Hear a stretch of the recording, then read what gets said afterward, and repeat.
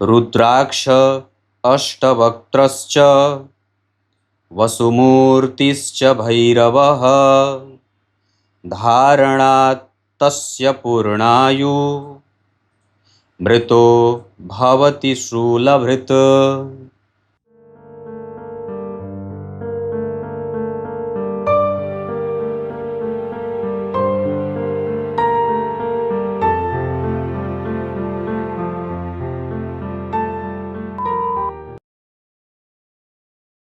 प्रिय दर्शकों, नमस्कार। एक बार फिर से उपस्थित हूँ आप सबके सामने गुरुवार के कार्यक्रम में। आज बात करेंगे बड़ा आनंददायक विषय, देवगुरु बृहस्पति की युति सभी भावों में कैसा फल करती है। इनके वक्री होने के ऊपर भी आप लोग कार्यक्रम बोल रहे हैं। अगले गुरुवार को वो भी बना दूंगा। पर आज बात देवगुरु बृहस्पति की युति किस ग्रह के साथ किस भाव में कैसा फल देती है, यही जानेंगे। शुरू करते हैं आज का कार्यक्रम। कहीं नहीं जाना है, बिल्कुल बन के रहिएगा। कार्यक्रम के आरंभ में जो मैंने श्लोक पढ़ा है वो शिवपुराण का है, जो रुद्राक्ष के बारे में आपसे बात करता है।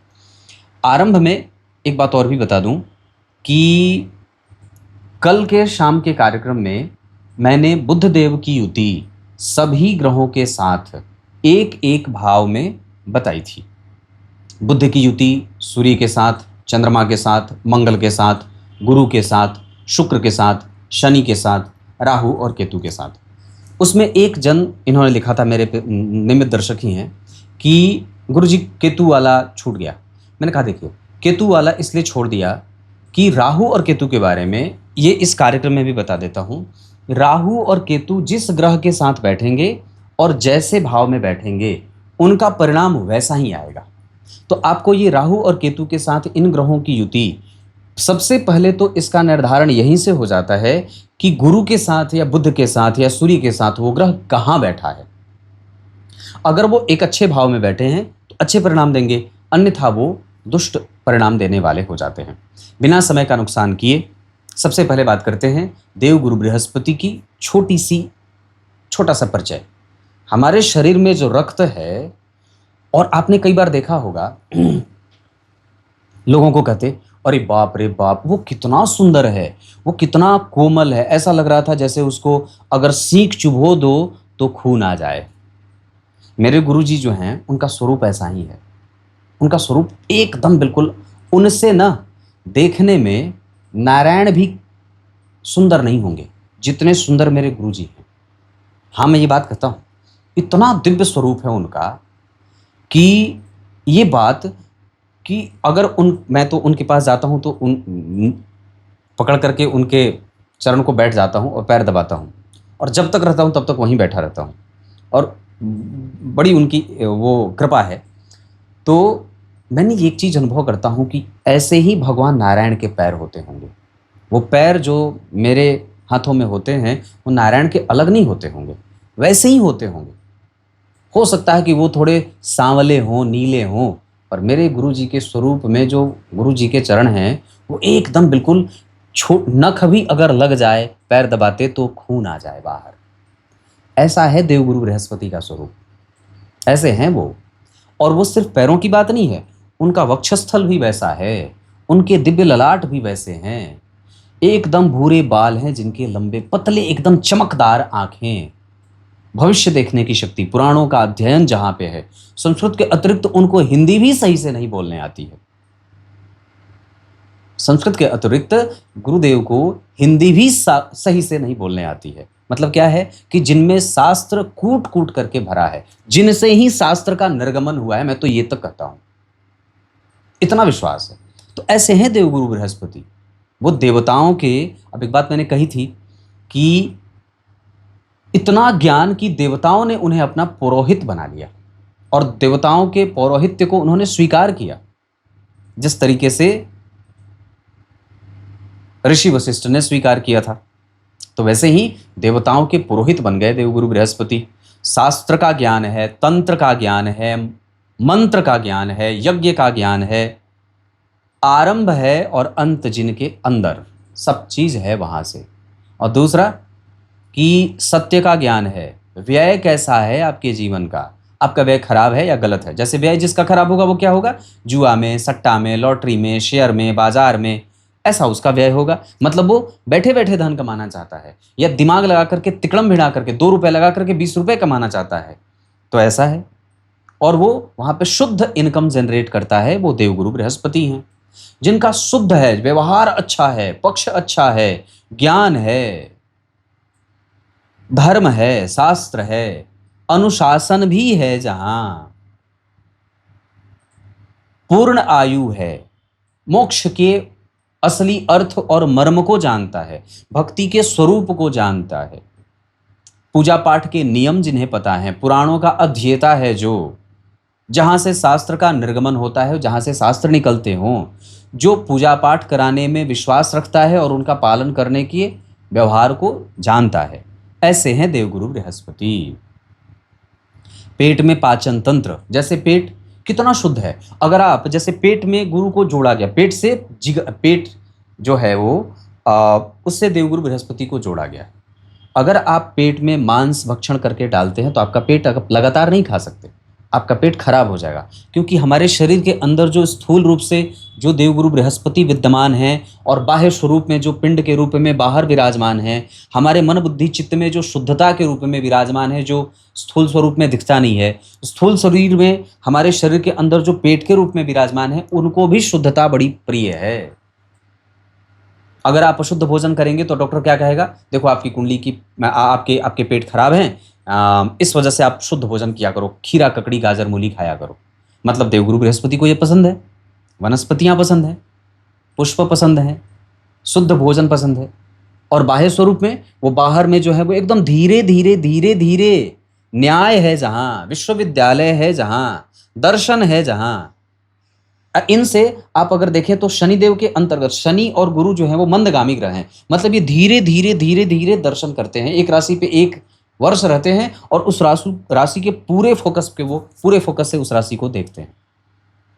तो पेट हो गए देवगुरु बृहस्पति हमारे शरीर में, बाहर में हमारे विचारों में, इस तरीके से देवगुरु बृहस्पति का ऐसे अनात्मा, आत्मा और ऐसा उनके लक्षण हमारे शरीर को परेशान प्रभावित करते हैं। मतलब यहाँ वो उपस्थित हैं। विश्वविद्यालय में जो पुस्तकालय है वहां हैं, जो प्रोफेसर है वहां वो गुरु के रूप में विद्यमान है। न्यायालय में जो ऊंचे न्यायालय पे उच्च न्यायाधीश है, उसके स्वरूप में देवगुरु बृहस्पति वहां विराजमान है।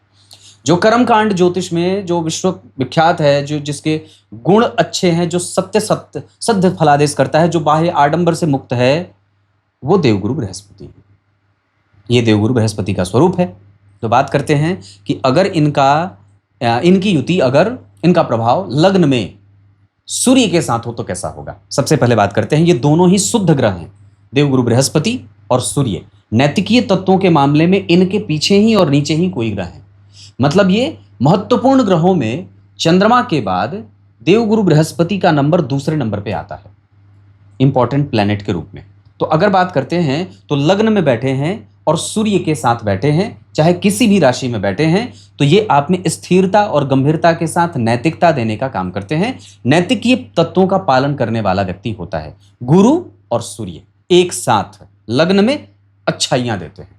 यहाँ धन है, प्रतिष्ठा है, पद है, गरिमा है, शास्त्र है, झूठ नहीं है, विलक्षणता है, स्थिरता है, सात्विकता है, मोरालिटी है, और साथ ही साथ जीवन के सारे सुख भी हैं, सिद्धांत भी है, और थोड़ा हेडेक भी है। सूर्य के कारण थोड़ी हेडेक मिल जाती है। मतलब ये अच्छा परिणाम करते हैं। लग्न में गुरु और सूर्य बहुत बेहतर परिणाम करते देखे गए हैं। दूसरे नंबर पे अगर बात करते हैं तो गुरु और सूर्य हो गए। लग्न में ही या किसी भी तरीके से गुरु की युति अगर लग्न में बैठ जाए तो ये अच्छा परिणाम है। दूसरे भाव में भी अगर बैठ जाते हैं गुरु सूर्य, तो व्यक्ति को सत्य बोलने वाला बना देते हैं, मेहनत पे उसका विश्वास होता है। वहीं गुरु और सूर्य तीसरे भाव में है तो भाग्यशाली, धार्मिक बनाते हैं। चौथे भाव में है तो भवन, भूमि, वाहन और थोड़े से निद्रा की परेशानी देने वाले होते हैं। अगर नीच के हैं, अस्त हो रहे हैं गुरु सूर्य के साथ, तो कफ जनित बीमारियां भी देते हैं।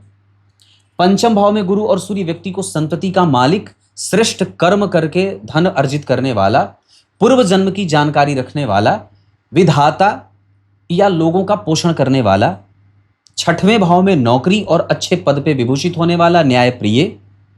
सप्तम भाव में पत्नी खूब चरित्रवान और सुंदर, पैसा बचाने वाली, अच्छे नेचर वाली, सेवादार, सेवा करने वाली और भाग्यशाली, सौभाग्यशाली, श्रेष्ठ संतति पैदा करने वाली। अष्टम स्थान में शुद्ध अंतःकरण का बनाते हैं गुरु सूर्य। नवम स्थान में धार्मिक और प्रबुद्ध प्रणेता और दैवज्ञ बना देते हैं।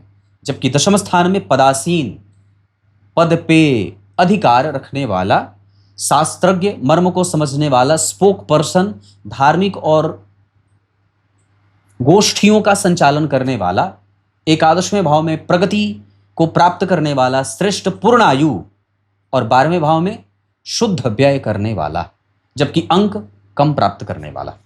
ये गुरु और सूर्य लग्न से लेकर के 12वें भाव तक ऐसा परिणाम करते हैं। मतलब जहां अच्छे हैं वहां अच्छे हैं, जहां बुरे हैं वहां बुरे हैं। अब बात करेंगे गुरु और चंद्रमा की। सबसे पहले बात लग्न की करेंगे। गुरु और चंद्रमा में दोनों ही ग्रह महत्वपूर्ण है, और मैंने जैसे पहले कहा था कि चंद्रमा सबसे महत्वपूर्ण ग्रह के रूप में जाने जाते हैं। दूसरे नंबर पे देवगुरु बृहस्पति। इनकी युति लग्न में व्यक्ति को यशस्वी बनाती है, बुद्धिमान और अच्छे नेचर का बनाती है, और व्यक्ति सबका ध्यान रखने वाला, और सबको ध्यान में तो सबके रखता ही है, पर यह सबके द्वारा देखा जाता है, मतलब दर्शनीय होता है, सुंदर होता है। गुरु और चंद्रमा दूसरे भाव में शुद्ध व्यवहार करने वाला, खूब धनवान और अच्छे जगह से व्यय करने वाला, अच्छे जगह पे व्यय करने के साथ साथ अच्छे जगह से आमदनी जनरेट करने वाला, पैतृक संपत्ति को बूस्टअप करने वाला, आगे बढ़ाने वाला होता है। व्यवहार भी अच्छा होता है, उसकी इनिशियल एजुकेशन भी अच्छी होती है। तीसरे भाव के गुरु और चंद्रमा व्यक्ति को आलसी बना सकते हैं, पर व्यक्ति को अपने पिता और माता से खूब मिल जाता है। चतुर्थ स्थान के गुरु चंद्रमा गजकेशरी योग लगाएंगे और व्यक्ति को सांसारिक सभी प्रकार के सुखों के दाता बनेंगे। मन उसका शांत है, कोई उसका शत्रु नहीं है। पंचम स्थान के गुरु और चंद्रमा व्यक्ति को यशस्वी, शुद्ध अंतःकरण का, प्रेमी, सुहृदय, संतान का भोग करने वाला और संतति के बल पे आगे बढ़ने वाला होता है। छठवें स्थान के गुरु चंद्रमा व्यक्ति को नौकरी और रोगी बना देते हैं। नौकरी एक तरफ है, एक तरफ स्वास्थ्य कमजोर है। अब ये स्वास्थ्य किसी भी तरीके से आपका कमजोर हो सकता है, क्योंकि चंद्रमा है तो इम्यून कमजोर है, इस वजह से गुरु के साथ कफ, वात, पित्त, कफ सारा डिले होता रहता है। सप्तम स्थान के गुरु चंद्रमा व्यक्ति को शुद्ध बनाते हैं, मनस्वी बनाते हैं, धर्मशास्त्र का जानकार, ब्राह्मणों का पूजक और शुद्ध जीवन जीने वाला बना देते हैं। अष्टम स्थान के गुरु और चंद्रमा व्यक्ति को अच्छे आचरण वाला और राजनीति में लाभ प्राप्त करने वाला, अच्छे लोगों से मैत्री करने वाला और रिसर्चर, साइंटिस्ट, वैज्ञानिक, प्रोफेसर बना देते हैं। जबकि नवम स्थान के गुरु और चंद्रमा भी व्यक्ति को बड़ा ही श्रेष्ठ, दैदिव्यमान स्वरूप के साथ धर्म में रुचि रखने वाला, ज्ञानी, प्रवक्ता, प्रबुद्ध, मजबूत धर्माधिकारी, धर्म और मठ का अधिकारी होता है, पौरोहित करने वाला और शुद्ध काम करके धन कमाने वाला होता है। राजनीति में भी उसकी बड़ी चलती है। दसम स्थान के गुरु और चंद्रमा व्यक्ति को ऊंचा पद, ऊंची प्रतिष्ठा, ऊंचा लाभ और समाज का मान्य पुरुष बना देते हैं। एकादशवें भाव के गुरु और चंद्रमा व्यक्ति को सुखी, धर्मात्मा, समस्त इच्छाओं की पूर्ति करने वाला और दंडाधिकारी बना देते हैं। जबकि 12वें भाव के गुरु और चंद्रमा व्यक्ति को ऋणी, दुश्मनों से घिरा हुआ, अंक पाप कम प्राप्त करने वाला और दूसरों का हित चिंतक बना देते हैं। जब बात गुरु और मंगल की होगी तो ये बात समझनी होगी कि ये गुरु और मंगल आपस में मित्र होते हैं। मंगल तामसिक प्रवृत्ति के ग्रह होते हैं, जबकि गुरु सात्विक प्रवृत्ति के ग्रह होते हैं। मंगल और गुरु एक साथ अगर बैठेंगे तो ये दोनों अग्नि और आकाश के तत्वों से भी व्यक्ति को जोड़ करके रखते हैं, क्योंकि मंगल अग्नि तत्व के ग्रह हैं और गुरु आकाश तत्व के ग्रह हैं, और परस्पर तत्वों की मैत्री के कारण इनमें मित्रता हो जाती है। प्रवृत्ति के आधार पर मंगल भी शुद्ध ही होता है, कोई उसमें अशुद्धि का दोष नहीं होता। वो अशुद्ध तब होते हैं जब वो स्वतः खराब हों, मतलब नीच के हों, तब व्यक्ति से गलत निर्णय करवाते हैं। बात हो रही है युति की, तो गुरु और मंगल अगर लग्न में बैठे हैं तो व्यक्ति की समझदारी दुनिया को प्रभावित करती है, मतलब समझदार होता है, उसकी कैपेसिटी अच्छी है और डील करने की शक्ति भी बड़ी ही आकर्षक होती है, मनमोहक छवि का होता है, थोड़ा सांवला होता है लेकिन फुर्तीला होता है। द्वितीय भाव के गुरु और मंगल व्यक्ति को शिक्षक बनाते हैं, और दार्शनिक चिंतन करने वाला भी बनाते हैं। यहां व्यक्ति अपने सत्य पे अडिग रहने वाला, मजबूत लोगों के साथ खड़ा रहने वाला और कमजोरों का पक्षधर भी होता है। तीसरे भाव के गुरु और मंगल व्यक्ति को मेहनती बनाने के साथ साथ भविष्य दृष्टा, भविष्य को समझने वाला, मित्रों के संग रहने वाला, माता को शिक्षक बना देते हैं।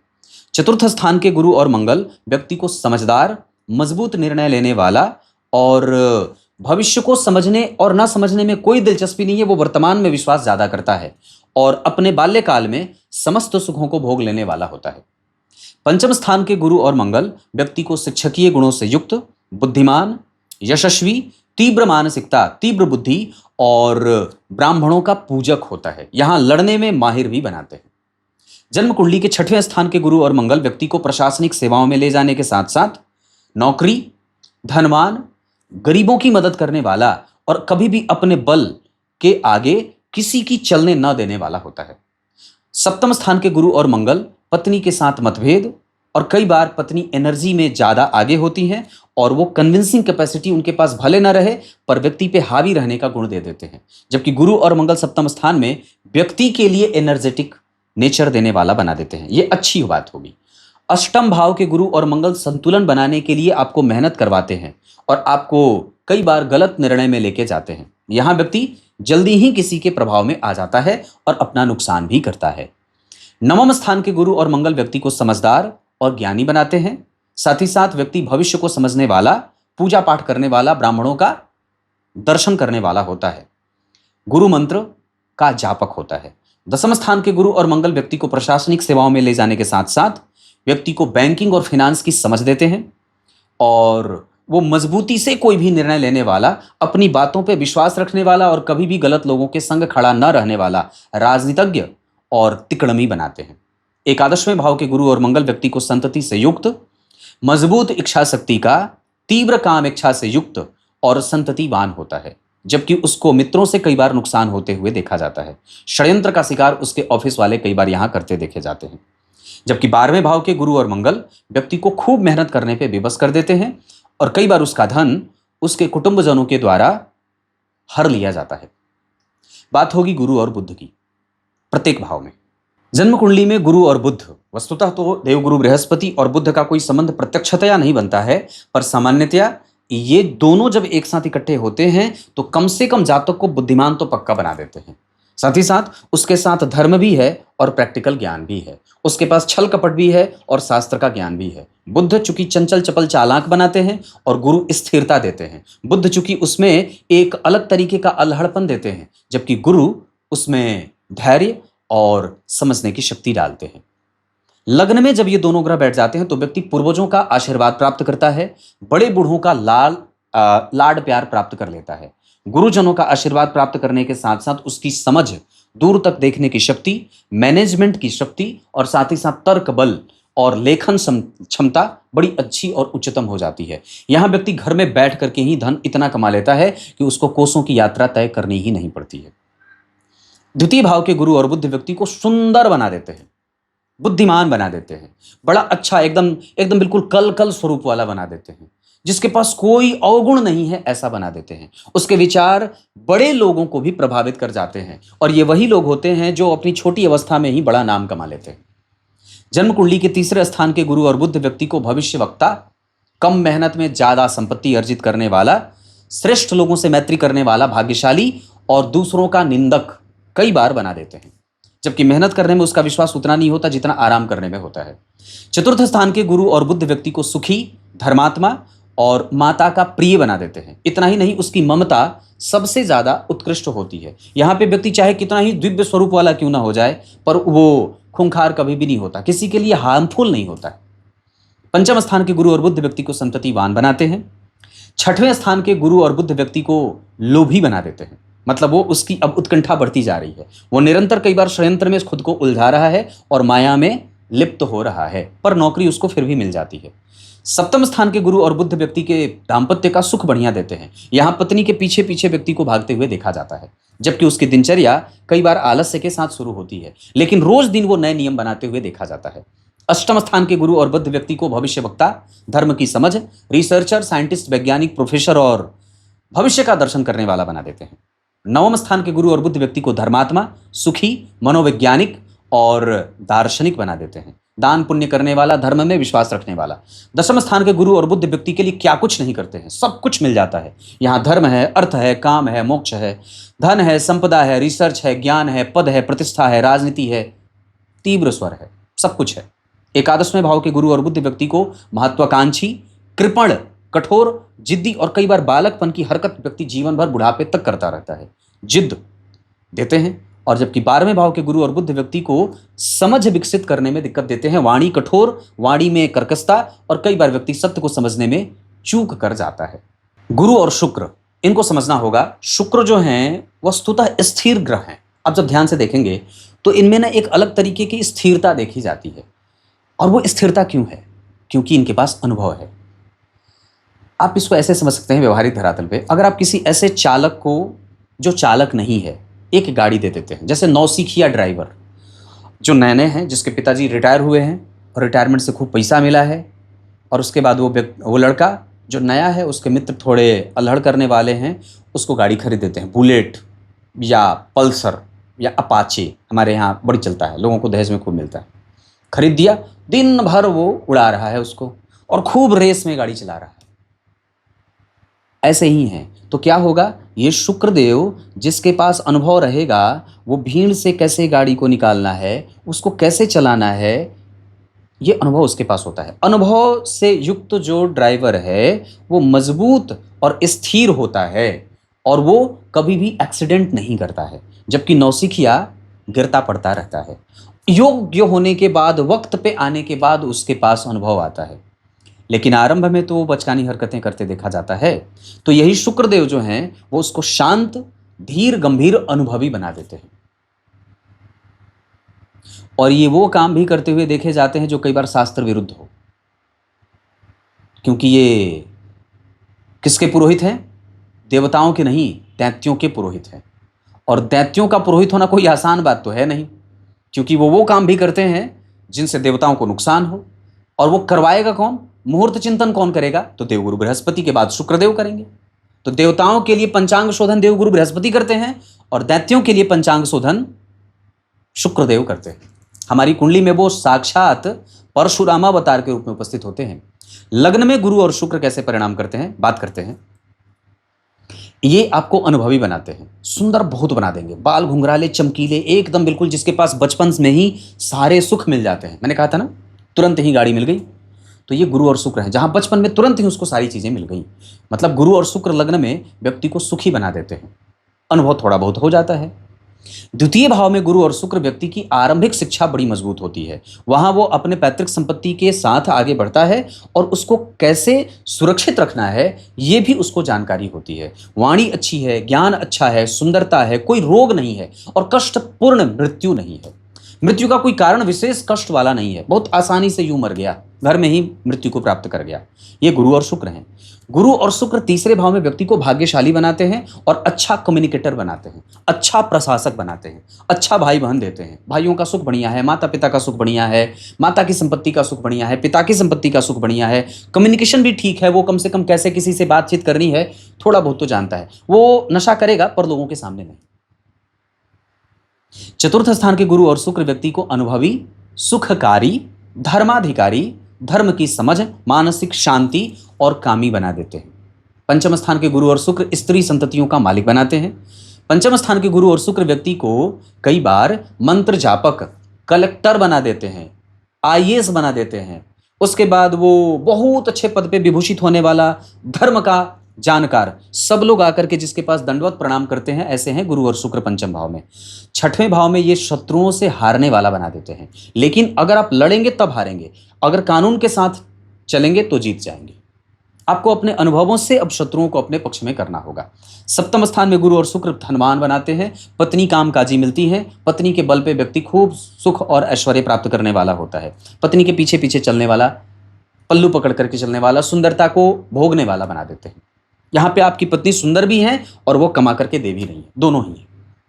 अष्टम स्थान के गुरु और शुक्र व्यक्ति को रोगी बना देते हैं, पाचन तंत्र गड़बड़ है, अनुभव भी कमजोर हो रहा है और कई बार व्यक्ति की कामासक्ति उसके वरीय के प्रभावों को कमजोर कर रही है, मतलब पुत्र संतान उत्पन्न करने में दिक्कत होती है।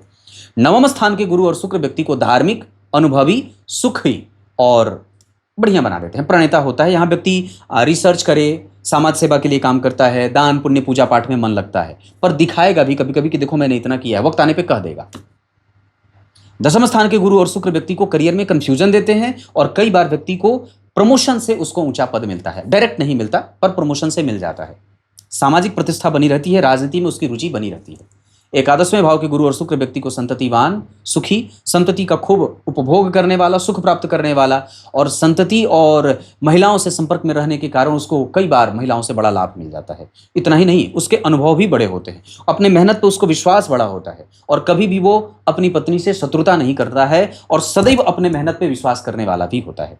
12वें भाव के गुरु और शुक्र व्यक्ति को व्यय से जोड़ करके रखते हैं और कई बार उसका धन दूसरा खाता रहता है। समाज में अपने नाम और यश के लिए व्यक्ति ऋण लेते हुए भी देखा जाता है। यह है गुरु और शुक्र, सभी भावों में इनकी युति। गुरु और शनि में से अगर आप इनको समझते हैं तो शनिदेव तमस तत्व के ग्रह होते हैं और गुरुदेव सात्विक प्रकृति के ग्रह होते हैं। आकाश तत्व के ऊपर दोनों का प्रभाव और आधिपत्य होता है, पर ये दोनों के मैत्री नहीं होते। दरअसल मैंने इनके पीछे एक कार्यक्रम बनाया था कि शनिदेव भी अपने आप को गुरु मान लेते हैं, बस वो उनमें क्रूरता थोड़ी ज्यादा है। आप एक ऐसे शिक्षक के बारे में कल्पना कर लीजिए जो अनुशासन का पालन नहीं करने पे हंटर चलाता है और आपको बड़ा कष्ट देता है, मारता है, पीटता है। देवगुरु बृहस्पति में दया है, इस वजह से वो छोड़ देते हैं, चलो ठीक है कोई बात नहीं, अगली बार से ध्यान रखना। इतना कह करके आपके शिक्षक स्कूल में होते होंगे ऐसे, विद्यालय में एक थोड़े कठोर है और एक थोड़े नॉर्मल है, सामान्य है, चल रहा है। तो ऐसे हैं शनिदेव। जब ये दोनों एक साथ लग्न में बैठते हैं तो व्यक्ति को कृपण बनाते हैं, निर्दयी बनाते हैं, जिद्दी बनाते हैं और आलसी बनाते हैं। पर अगर इन दोनों में से दोनों ग्रहों का बल मजबूत है तब ये मजबूत बना देते हैं। व्यक्ति धर्म कर्म करने वाला, न्याय प्रिय, सुखी, पुराणों का अध्ययन करने वाला और कभी भी किसी को कष्ट नहीं देने वाला बना देते हैं।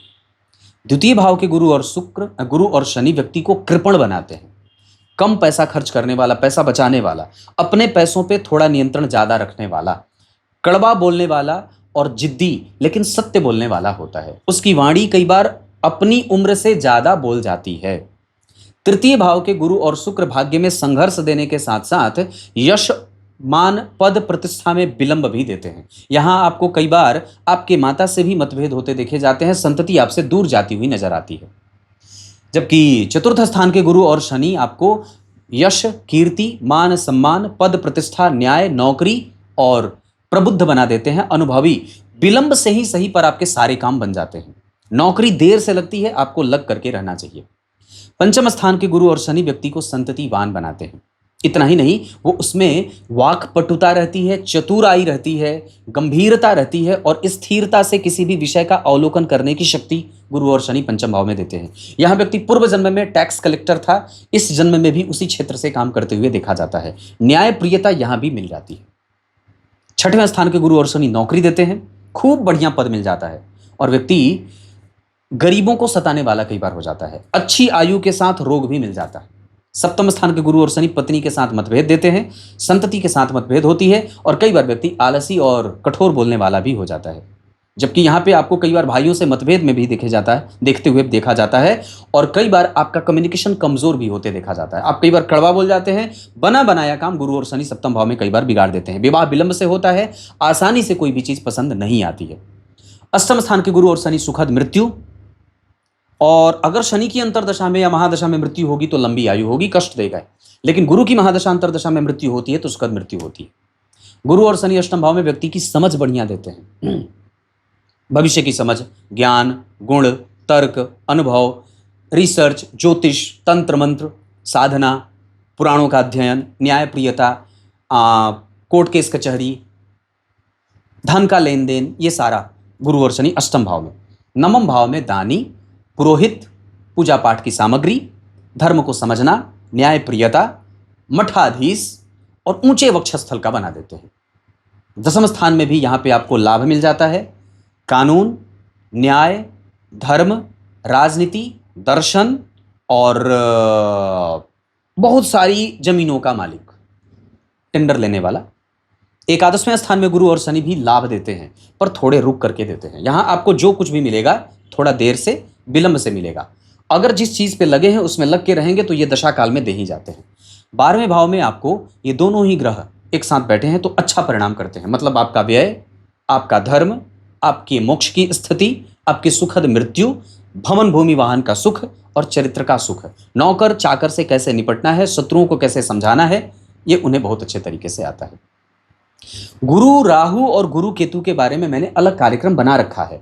गुरु राहु से संबंधित आप अगर जाएंगे तो गुरु और राहु से संबंधित प्लेलिस्ट मैंने बनाया है, आप वहां भी देख सकते हैं। या गुरु राहु की युति बाई नकुल पाराशर अगर सर्च करेंगे तो आपको मिल जाएगा। तब तक के लिए कार्यक्रम के आरंभ में जो मैंने श्लोक पढ़ा था वो शिव पुराण का था, जिसमें 8 मुखी रुद्राक्ष के बारे में कहा गया है कि जो व्यक्ति धारण करता है वो मृत्यु के बाद शिवलोक को प्राप्त करता है। तब तक के लिए बहुत बहुत नमस्कार।